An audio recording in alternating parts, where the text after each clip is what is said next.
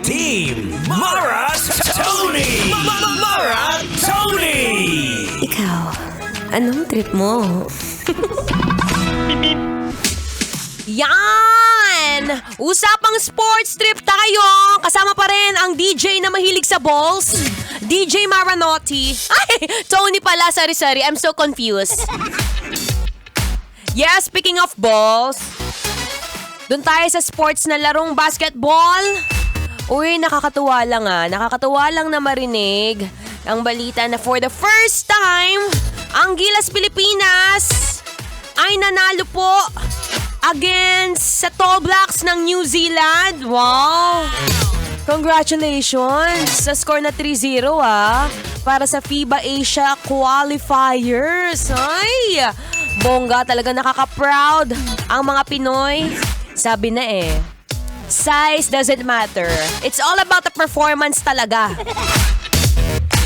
Diba nakakataba ng puso? Kasi alam nyo naman, si DJ Maratoni na mahilig sa sports at hindi lang syempre sa mga running na ganyan. Nakakatuwa.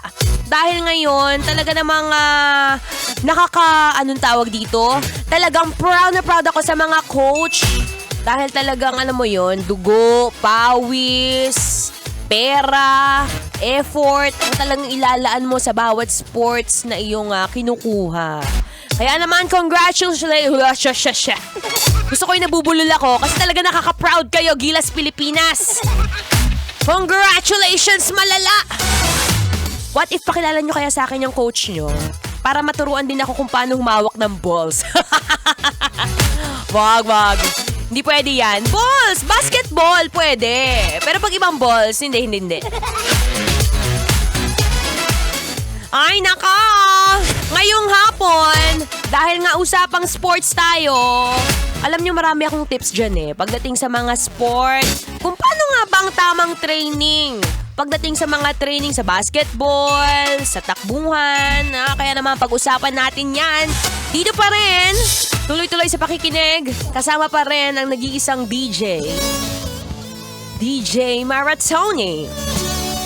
Still is another tribute song para sa mahal na mahal nating ages ngayong Happy Friday. Wala pa bang i-memorize yan? Basic. Kailangan pa bang i-memorize yan? Love Radio! Basic!